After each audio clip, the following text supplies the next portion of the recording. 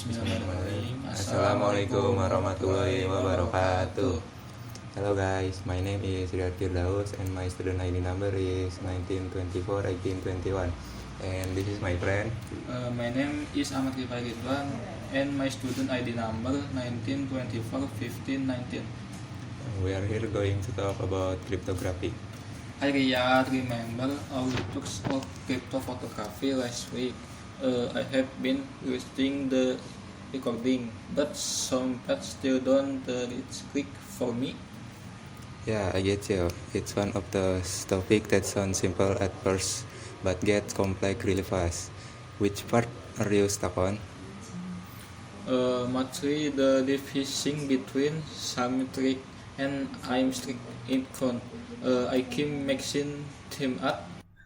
Oh, classic. Okay, so symmetric encryption use the same key for both encryption and decryption, like you lock and unlock it. The box with the same key. So that means the sender and receiver, I need to share the key first. Exactly, that's the challenge. How to share the keys securely if someone intercepts it. Boom, your whole system is at risk. And asymmetric caption. That's where it gets interesting. It uses two keys, a public key and a private key. Anyone can use your public key to encrypt a message, but only you can decrypt it with your private key. No, I remember. Until watched a YouTube video last night. The imprints RSA is known as most common asymmetric algorithms. Alright. Yup, RSA is used everywhere. Secure website, email, digital signature. It's based on the difficulty of factoring really large prime number. I also read something about digital signature. Are those correct? Definitely. Digital signature use asymmetric encryption too. You sign a message with your private key and other verify it with your public key.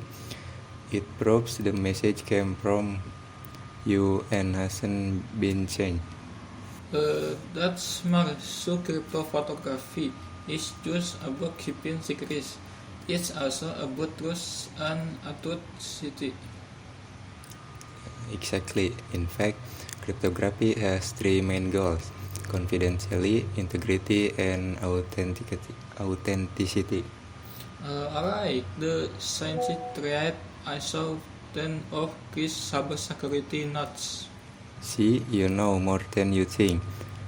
Have you looked into hashing function like SHA-256?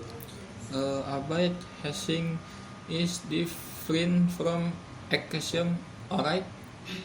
Yeah, hashing is one way. You input data and get fixed length hash, but you can reverse it back to the original input. It's mostly used for things like storing password or verifying file integrity. Uh, I see. So like when websites store your password and hash, and then compare it when you log in. Exactly, even a tiny change in the password gives a completely different hash. That's called the avalanche effect. That's very useful. I also hear blockchain use hashing too. It does. In blockchain, each block contains the hash of the previous block. That's what makes the chain secure. If you change one block, you break the whole chain. No wonder people say blockchain is tamper-proof. So crypto photography is the foundation of both cybersecurity and blockchain. Yep, and even messaging apps like WhatsApp or Signal use end-to-end encryption. Without cryptography, our online lives will be completely exposed. Yo, no, I asked the thing crypto photography was just for hacker and space. But now I see it's actually part of everyday lives. Same here, and it's a growing field. Cybersecurity experts are in demand, and understanding cryptography is a huge plus. You think that's so trustworthy? A small encryption file also. Maybe is a Python program, then the encrypt and decrypt messages. That would be awesome. We can start with simple cipher like Caesar or Visioneer, then move on to AGS or RSE. Let's do it. We can if turn into a side project to on portfolio. Deal. And maybe we could present it for our final project or even a campus tech event. Great idea. Thanks, Riyad. Talking with you really helped me connect to this. Anytime, Ahmad. I like studying with someone who just curious. Let's keep learning together.